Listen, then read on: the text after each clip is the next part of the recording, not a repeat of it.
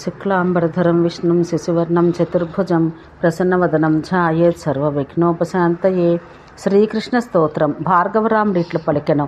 ఓ పరమేశ్వర, నీ దయవల్ల సమస్త అవయవాలు రక్షించు కవచం నాకు ఉపదేశించావు. ఇది సుఖాన్ని మోక్షాన్ని కలిగించును, సమస్త శత్రువులను సంహరించును. ఇక ఇప్పుడు శ్రీకృష్ణ మంత్రమును అతని స్తోత్రాన్ని పూజించే విధానము అనాథనకు నాకు ఉపదేశించము అనెను.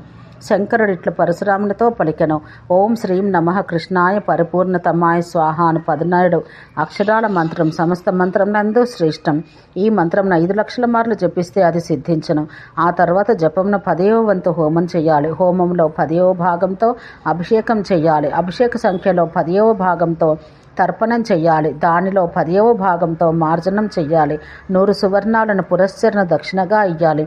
ఈ విధంగా మంత్రసిద్ధి కలిగితే అతనికి ప్రపంచమే హస్తగతమై ఉంటుంది. అతడు 7 సముద్రాలను త్రాగుటకు కానీ సమస్త ప్రపంచాన్ని సంహరించుటకు కానీ సమర్థుడగును. అతడు ఈ పాంచభౌతికమైన దేహంతోనే వైకుంఠానికి వెళ్ళగలుగును. అతని యొక్క స్పర్శ వల్ల పాదరేణువుల వల్ల సమస్త పుణ్యతీర్థాలు సమస్త భూభాగం పవిత్రమగుచున్నవి. శ్రీకృష్ణ ధ్యానం సామవేదాన చెప్పబడింది. భక్తిని ముక్తిని కలిగించు ఆ సర్వేశ్వరుని ధ్యాన శ్లోకాలు నీకు చెప్పుతున్నాను. నూతన మేఘం వలె నల్లనివాడు, నీలోత్పలముల వంటి కన్నులు కలవాడు, శరత్కాలపు పూర్ణిమ చంద్రుని వలె గుండ్రని ముఖం కలవాడు, చిరునవ్వు కలవాడు, కోటి మన్మథుల యొక్క అందము కలవాడు, రత్నభూషణాలు కలవాడు, రత్న సింహాసనమున ఉండవాడు, చందనమును శరీరమందు అంతయు పూసుకున్నవాడు, పచ్చని పట్టు వస్త్రాలు ధరించేవాడు, చిరునవ్వుతో ఉన్న గోపికలచే పరివేష్టితుడు, వికసించిన మాలతీమాల వనమాలలచే అలంకృతుడు, చందనము కల మల్లెపూల మాలచే చుట్టబడిన కొప్పగలవాడు, రాధాదేవి యొక్క వక్షస్థలాన ఉన్నవాడు, సిద్ధులు దేవతలు మునులు త్రిమూర్తులు వేదములు మున్నగు వాటిచే ఎల్లప్పుడూ స్థుతులను అందుకొనవాడు అగు శ్రీకృష్ణుని నేను సేవింతును. ఈ ధ్యాన శ్లోకాలచే శ్రీకృష్ణ పరమాత్మను ధ్యానించి అతనికి షోడశోపచారాలు నిర్వర్తించి భక్తితో పూజించిన వానికి సర్వజ్ఞత్వం తప్పక లభించును.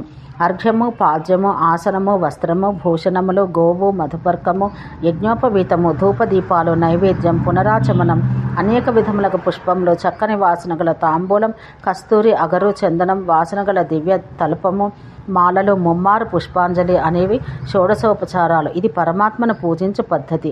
శ్రీకృష్ణుని షోడశోపచారాలతో పూజించిన తర్వాత షడంగ పూజ చెయ్యాలి. అటు పిమ్మట శ్రీదాముడు, సుధాముడు, వసుధాముడు, హరిభానుడు, చంద్రభానుడు, సూర్యభానుడు, సుభానుడు అను శ్రీకృష్ణ పరమాత్మ యొక్క అనుచరులను భక్తితో పూజించి గోపీశ్వరి మూల ప్రకృతి రూపిణి కృష్ణశక్తి స్వరూపగు రాధాదేవిని భక్తితో పూజించాలి. అటు పిమ్మట గోపకులను, గోపికాగణాన్ని, బ్రహ్మదేవుని, పార్వతిని, లక్ష్మిని, సరస్వతిని, భూమిని, అనుచర వర్గ సహితమైన సమస్త దేవతలను, గణపతిని, సూర్యుని, అగ్నిని, విష్ణువుని, శివుని, దుర్గాదేవిని అర్చించిన పిమ్మట ఇష్టదేవతను మరలా పూజించాలి. విఘ్నాలు తొలగిపోవుటకై గణపతిని, ఆరోగ్యానికి సూర్యుని, ఆత్మసిద్ధికి అగ్నిదేవుని, ముక్తి కలుగుటకు శ్రీ మహావిష్ణువును, జ్ఞానసిద్ధికి శంకరుని, పరమైశ్వర్యం లభించుటకు దుర్గాదేవిని పూజించాలి. దైవ షట్కమును ఆరాధిస్తే పై ఫలితం కలుగును, లేనిచో విపరీతపు ఫలితాలు కలుగును. ఇట్లు పూజించి పరిహారం నిర్వర్తించి ఇష్టదైవాన్ని భక్తితో పూజించాలి. తర్వాత భక్తితో సామవేదమందు చెప్పబడ్డ స్తోత్రం పఠించాలి. శంకరుడు ఇట్లు చెప్పాను. పరబ్రహ్మ స్వరూపుడు, పరంధాముడు, పరంజ్యోతి స్వరూపుడు, సనాతనుడు, నిర్లిప్తుడు ఒక పరమాత్మకు నా నమస్కారం. స్థూల వస్తువులలోకెళ్ళను స్థూల రూపుడు, సూక్ష్మములలోకెళ్ళను సూక్ష్మ రూపుడు, అందరికీ కనిపించేవాడు, అదృశ్య రూపుడు, స్వేచ్ఛాచారుడగు దేవునికి నేను నమస్కరింతును. సాకారుడు, నిరాకారుడు, సగుణుడు, నిర్గుణుడు, సమస్త సృష్టికి ఆధారభూతుడు, స్వేచ్ఛారూపుడుగా ఆ కృష్ణ పరమాత్మకు నమస్కరింతును. అతని రూపం చాలా అందమైనది, సాటి లేనిది, మిక్కిలి భయంకరమైనది. అట్టి దేవునికి నమస్కరింతును. కర్మస్వరూపుడు, సమస్త కర్మలకు సాక్షిభూతుడు, సర్వ కర్మఫల స్వరూపుడు, సమస్త కర్మల యొక్క ఫలమును ఇచ్చేవాడు, సర్వరూపుడు, తన యొక్క అంశభేదంచే ఆ పరమాత్మ సృష్టికర్తగా, రక్షకుడుగా, సంహారకర్తగా కనిపించేవాడు, అనేక రూపాలు కలవాడు, తన యొక్క అంశాంశంచే పురుష రూపాన్ని ధరించిన ఆ దేవదేవునికి నమస్కారం. స్వయంగా అతడు ప్రకృతి స్వరూపుడు, తన మాయ వల్ల పురుషమూర్తిగా ఉన్నవాడు, ప్రకృతి పురుషుల కంటే అతీతుడు, తన మాయ వల్ల స్త్రీ నపుంసక రూపాలు ధరించేవాడు, స్వయంగా మాయారూపుడు, మాయావంతుడు అగా ఆ దేవదేవునికి నమస్కరిస్తున్నాను. సమస్త దుఃఖాలు పోగొట్టువాడు, సమస్త సృష్టికి కారణభూతుడు, సమస్త ప్రపంచాలు ధరించేవాడగు పరమాత్మకు నమస్కారం. ఆ పరమాత్మ తేజోవంతుల్లో సూర్యుడుగాను, సమస్త జాతుల్లో బ్రాహ్మణుడుగాను, నక్షత్రాల్లో చంద్రుడుగాను, రుద్రుల్లో వైష్ణవుల్లో జ్ఞానవంతుల్లో శంకరుడుగాను, సర్పములలో శేషుడుగాను, ప్రజాపతుల్లో బ్రహ్మదేవుడు గాను, సిద్ధుల్లో కపిల మహర్షి గాను, మునుల్లో సనత్కుమారుడు గాను, దేవతలలో విష్ణువుగాను, దేవతా స్త్రీలలో ప్రకృతిగాను, మనువులలో స్వయంభువ మనువుగాను, మానవుల్లో విష్ణు భక్తుడుగాను, స్త్రీలలో శతరూపాదేవిగాను, ఋతువులలో వసంత ఋతువుగాను, మాసములందు మార్గశీర్ష మాసంగాను, తిథుల్లో ఏకాదశి తిథిగాను, నదులకు సముద్రంగాను, పర్వతాల్లో హిమాలయ పర్వతంగాను, ఓర్పుగల వారిలో భూమిగాను, పత్రములలో తులసీ పత్రంగాను, వృక్షాల్లో కల్పవృక్షంగాను, సస్యాల్లో ధాన్యంగాను, తిను వస్తువుల్లో అమృతంగాను, ఏనుగుల్లో ఐరావతంగాను, పక్షుల్లో గరుత్మంతుడుగాను, తేజస్సు గల వస్తువుల్లో బంగారంగాను, ధాన్యంలో యవలుగాను, జంతువుల్లో సింహంగాను, యక్షుల్లో కుబేరుడుగాను, గ్రహములలో బృహస్పతిగాను, దిక్పాలకులలో దేవేంద్రుడుగా ఉన్నాడు. అట్టి పరమాత్మకు నమస్కారం.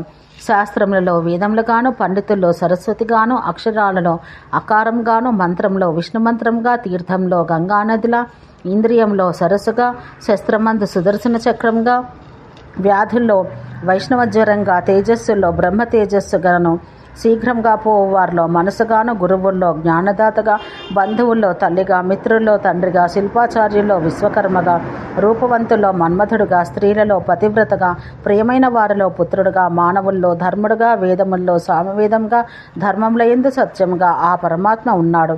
అట్లే అతడు జలములయందు శైత్యం స్వరూపుడు, భూమియందు భూగుణమైన గంధస్వరూపుడు, ఆకాశాన ఆకాశగుణమైన శబ్దస్వరూపుడు.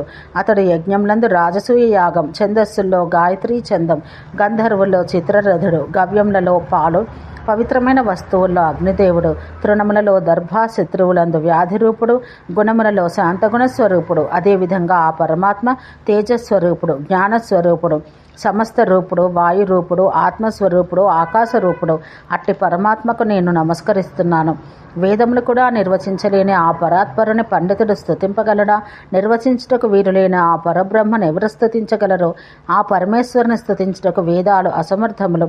ఆయనను స్తుతించే విషయంలో సరస్వతీదేవి కూడా అసమర్థురాలు. అతడు వాంగ్మనస్సులు చే స్తుతింప వీలులేనివాడు, శుద్ధ తేజస్వరూపుడు, భక్తుల్ని అనుగ్రహించుటకు రూపం ధరించిన వాడు, మిక్కిలి అందమైన వాడు, నల్లని రూపు కలవాడు, 2 భుజములు కలవాడు, మురళిని మోగించువాడు, బాలరూపుడు, చిరునవ్వుతో ఉండువాడు, గోపకులు గోపికలచే ఎల్లప్పుడూ సేవించబడుచున్నవాడు, రాధాదేవి ఇచ్చి తాంబూలం భుజించచ్చు రత్నసింహాసనమున కూర్చున్నవాడు, రత్నభూషణ భూషితుడు. అతని అనుచరులు అతనికి శ్వేత చామరములు వేయిచుండగా గోపకుమారులచే సేవించబడుచున్నవాడు.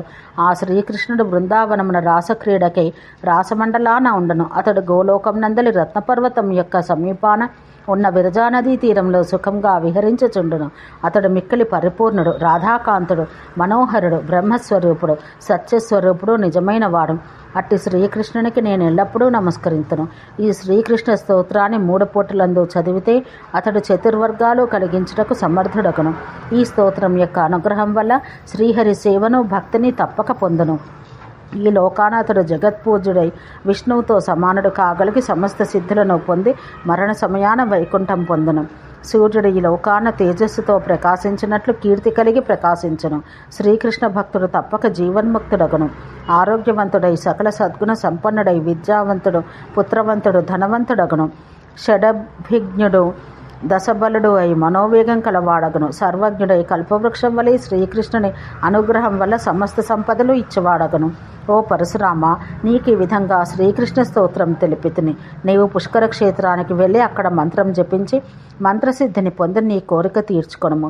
నా యొక్క ఆశీర్వచనం వల్ల, శ్రీకృష్ణుని అనుగ్రహం వల్ల ఈ భూమిపై 21 మార్లు తిరిగి రాజులు లేకుండగా చేసి వారిని అందరినీ అంతమొందించగలవని శంకరుడు పరశురామునితో పలికెను.